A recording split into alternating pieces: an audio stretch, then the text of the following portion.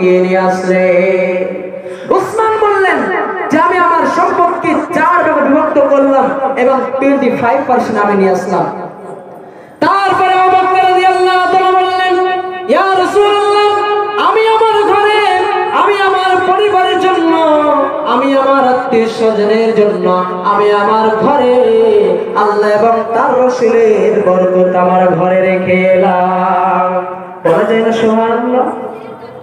জি, রাসূলের যুগে দানে কণ্ঠের সাথে প্রতিযোগিতা হতো, তার জানের মানে তাওয়াক্কুল করতেন না।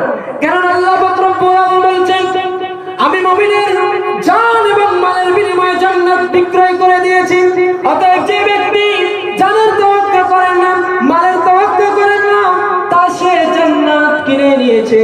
পৃথিবীতে থাকা অবস্থায় সে জান্নাতকে ক্রয় করে নিয়েছে। তখন আল্লাহ রাসূল বললেন, ও আমার সাহাবীরা, তোমরা শোনো, তোমরা শোনো, আজকে তোমরা যেভাবে দান করেছ, তোমাদের দানের মধ্যে সর্বপ্রথম ফার্স্ট হয়েছে হযরত আবু বকর।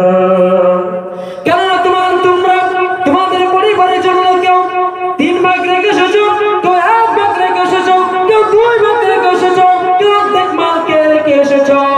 আর আবু বকর তার বাড়ির মধ্যে কিছু রেখে আসলেন না। তিনি তাকে যখন জিজ্ঞেস করা হলো, তিনি বললেন, আমি আমার ঘরে আল্লাহ এবং তার রাসূলকে রেখে এলাম। তাহলে আমাদেরকে দানে কম্পিটিশন করতে, প্রতিযোগিতা করতে হবে। যেই যুগে দান হয়েছিল সেই এমন একটি যুগ, যেই যুগে আল্লাহ রাসূল সাল্লাল্লাহু আলাইহি ওয়াসাল্লামের যুগে সাহাবীদের পেটের মধ্যে খাবার যায় না, পেটের মধ্যে খাবার যায় নাই। সে পেটের মধ্যে খাবার না খেয়ে সে ক্ষুধা থাকা অবস্থায় তারা আল্লাহর রাস্তায় দান করেছে। আর আজকে আমাদের মাল আছে, ধন সম্পদ আছে, বাড়ি আছে, গাড়ি আছে, আমরা আজকে আল্লাহর শরণ থেকে গাফেল হয়ে যাচ্ছি। আমাদেরকে আল্লাহ রাস্তার জন্য আজকে প্রতিযোগিতা করতে হবে। আরেকটি হাদিস শুনুন, যে আল্লাহর দরবারে ততদিন পর্যন্ত কোন ব্যক্তি আল্লাহর দরবারে প্রিয় হতে পারবে না যতদিন পর্যন্ত না তার প্রিয় মালকে, মহব্বতের মাল আল্লাহ রাস্তায় ব্যয় করবে। এই সম্পর্কে হযরত আবু তালহা রাদিয়াল্লাহু তাআলা একটি হাদিস শুনুন, যে হযরত আবু তালহা রাদিয়াল্লাহু তাআলার একখানা বাগান ছিল। সেই বাগানটি মসজিদে নবী সাল্লাল্লাহু আলাইহি সাল্লামের সম্মুখে ছিল। সেই বাগানের নাম হচ্ছে বেরহানা নামক একখানা বাগান।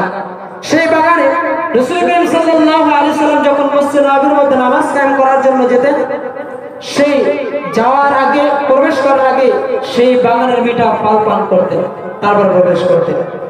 আবু তালহা রাদিয়াল্লাহু তাআলা বললেন, একদা আমি আমার বাড়িতে বসেছিলাম, আমার কানে আওয়াজ আসলো, লান তানালুল বিররা হাত্তা তুনফিকু মিম্মা তুহিব্বুন। তোমরা ততদিন পর্যন্ত আল্লাহর দরবারে কামিয়াব ব্যক্তি হতে পারবে না, আল্লাহর দরবারে প্রিয় ব্যক্তি হতে পারবে না যতদিন পর্যন্ত না তোমরা তোমাদের প্রিয় বস্তুগুলো আল্লাহর রাস্তায় দান করে দেবে। এই কথা শোনা মাত্রই হযরত আবু তালহা রাদিয়াল্লাহু তাআলা আনহু রাসূলের নিকটে যেতে আরম্ভ করলেন, রাসূলের বাড়ির নিকটে যেতে আরম্ভ করলেন। যেতে যেতে দেখলেন আল্লাহ রাসূল বসে আছেন। আল্লাহ রাসূলকে বললেন, ইয়া রাসূলুল্লাহ, ইয়া রাসূলুল্লাহ, ইয়া হাবিবাল্লাহ, হুজুর গো, ও আমি আমার বাগান, সেই আমার প্রিয় বাগানটি আমি আল্লাহর রাস্তায় দিয়ে দিতে চাই, আপনি এটি আল্লাহর রাস্তায় কাজে লাগান। আল্লাহ রাসূল সাল্লাল্লাহু আলাইহি ওয়াসাল্লাম আবু তালহাকে বলছেন, ও আবু তালহা, তুমি এরকম কথা বলছো কেন? তোমার কি হয়েছে? তুমি এরকম কথা বলছো কেন? তোমাকে কেউ কিছু বলেছে নাকি? তোমাকে কেউ কিছু বলেছে নাকি? তোমার সঙ্গে কারো কিছু হয়েছে নাকি? ঝগড়া বিবাদ হয়েছে নাকি? এই জন্যই তুমি তোমার মালটি, তুমি প্রিয় মালটি, বাগানটি তুমি আল্লাহর রাস্তায় দিয়ে দিতে চাও। হযরত আবু তালহা রাদিয়াল্লাহু তাআলা বললেন, ইয়া রাসূলুল্লাহ, আল্লাহর রাসূল, আমি পাগল হই নাই, আমাকে কোন ব্যক্তি আমাকে কেউ কিছু বলেন নাই, কিন্তু আমি যখন আমার বাড়ির মধ্যে বসেছিলাম কেউ রাস্তা দিয়ে যাচ্ছিল, আমার কানে আওয়াজ আসলো, লান তানালুল বিররা হাত্তা তুনফিকু মিম্মা তুহিব্বুন। তোমরা ততদিন পর্যন্ত আল্লাহর দরবারে কামিয়াবি ব্যক্তি হতে পারবে না, আল্লাহর দরবারে প্রিয় ব্যক্তি হতে পারবে না, যতদিন পর্যন্ত না তোমরা তোমাদের প্রিয় বস্তুগুলো আল্লাহর রাস্তায় দান করে দেবে। ইয়া রাসূলুল্লাহ, আল্লাহর রাসূলগণ, এই জন্য আমি আর ছেড়ে থাকতে পারলাম না, এই জন্য আমার প্রিয় বাগান মেয়েরা নামক বাগান, ইয়া রাসূলুল্লাহ, আল্লাহর রাসূলগণ, আমি আমার বাগানটি আমি আল্লাহর রাস্তার জন্য দিয়ে দিতে চাই। এই বাগানটি যেন আমি জান্নাতের মধ্যে পাই। সুবহানাল্লাহি ওয়া বিহামদিহি, সুবহানাল্লাহিল আযীম। তাহলে রাসূলের যুগে তাদেরকে যখন বলা হতো যে তোমরা ততদিন পর্যন্ত আল্লাহর প্রিয় ব্যক্তি হতে পারবে না যতদিন পর্যন্ত না তোমরা তোমাদের প্রিয় বস্তুগুলো আল্লাহর রাস্তায় দান করবে। তাহলে রাসূলের যুগে আবু তালহার প্রিয় বাগান ছিল, প্রিয় বেরা নামক বাগানটি প্রিয় ছিল।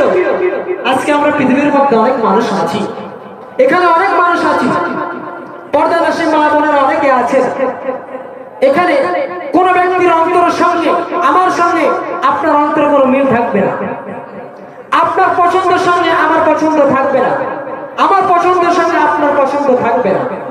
কেননা আল্লাহ পাক রব্বুল এরকম ভাবে সৃষ্টি করেছে। তাই আমরা এখানে অনেক মানুষ রয়েছে, অনেকের প্রিয় জিনিস অনেক, তাই আমাদেরকে সেই প্রিয় মাল থেকে আল্লাহর ঘর মসজিদ তে দান করতে হবে, আল্লাহর ঘর মসজিদে গিয়ে এগিয়ে আসতে হবে। তাই সেই তার বাগানটি প্রিয় ছিল। আমি আজকে বলছি না যে আপনি বাগানটি আল্লাহর রাস্তায় দিন, আমি বলছি না আপনার বাগানটি আল্লাহর রাস্তায় লিখে দিন, জি না, স্বার্থ অনুযায়ী স্বার্থভাবে সামান্য কিছু কিছু কিছু করে যদি সবাই দিয়ে যান, ইনশাআল্লাহ আল্লাহর ঘর সৌন্দর্য হয়ে যাবে। একটি হাদিস শোনো, যে আজকে আমরা অনেকে বাড়ি করছি দুতলা তিনতলা, বাড়ির মধ্যে মার্বেল টাইলস দিয়ে রং দিয়ে অনেক সুন্দর করে দিচ্ছি। রাসূল সাল্লাল্লাহু আলাইহি ওয়াসাল্লাম বলেছেন বুখারী শরীফের মধ্যে, তোমার বাড়ি